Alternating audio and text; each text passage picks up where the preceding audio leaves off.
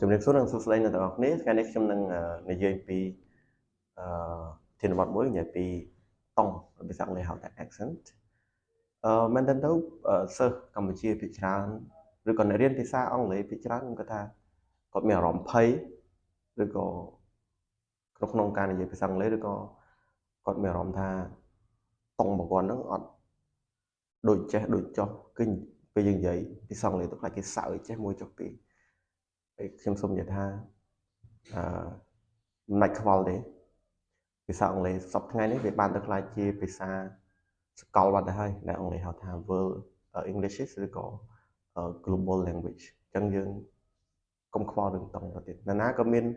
សម្លេងធម្មជាតិរបស់ខ្លួនឯងដែរអ្វីដែលសំខាន់គឺយើងត្រូវអានឲ្យច្បាស់ហើយនឹងមានទំនុកចិត្តលើខ្លួនឯងមានតង់ល្អបើធម្មជាតិយើងមកមិនយើងចឹងកុំនិយាយព្យាយាមកាច់តង់បើយើងព្យាយាមកាច់តង់ពេកឲ្យដូចជនជាតិណាម្នាក់ដូចនរណាម្នាក់វាមិនមែនជាខ្លួនយើងហើយអ្នកផ្សេងគេស្ដាប់ទៅវាដូចលក្ខណៈថាដូចជោអញ្ចឹងកុំឲ្យធ្វើចឹងយើងគួរតែយកពេល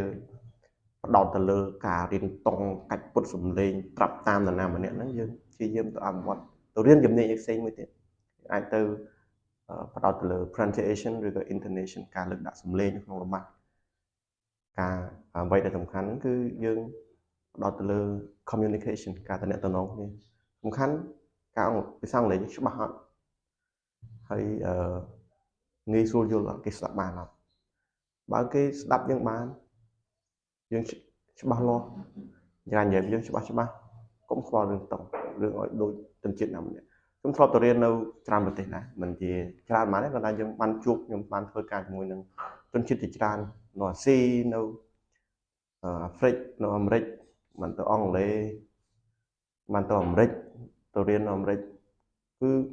បើនៅអាមេរិកហ្មងគឺជនជាតិវាច្រើនចម្រុះជាតិសាសន៍ហើយយើង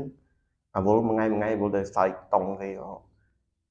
អានេះតង់វៀតណាមតង់ថៃចេះតង់ឥណ្ឌាចេះ no អត់ទេគេឡើងខ្វល់ហើយមិនតង់ឯណាមកយើងនឹងអង្គុយសើចគេហ្នឹងស្រួលបើនៅអាមេរិកស្រួលមានបញ្ហាទៀតយើងទៅសើចអង្គុយសើចគេហ្នឹងមានបញ្ហាទៀតព្រោះគេខ្វល់ទេតែឯងមានតង់មិនសំខាន់គេនិយាយស្ដាប់គ្នាបានយល់បានគាត់មាន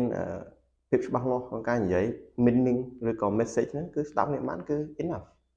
ទោះបើយើងមានតង់ទៅគេទៅសើយើងនៅអាមេរិកអីនៅសិង្ហបុរីខ្ញុំធ្លាប់ទៅមានណាទៅសើយើងទេ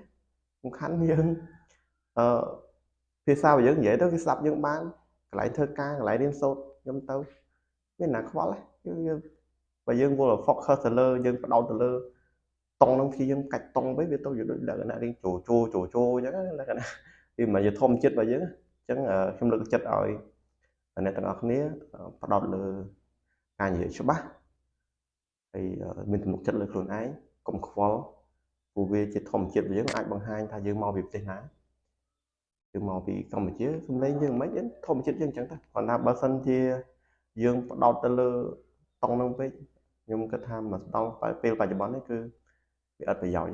វាលែងសំខាន់អីតទៅនឹងព្យាយាមរៀនកាច់តង់អីឲ្យបង្ហាញថាសមត្ថភាពភាសារបស់ខ្ញុំខ្លាំងប្រកែអីមានអាសាអត់ទេអ្វីដែលសំខាន់គឺ clarity and confidence understandable យើងប៉ុណ្ណឹងគឺគ្រប់គ្រាន់សម្រាប់ខ្ញុំហ្នឹងហើយសូមអរគុណច្រើន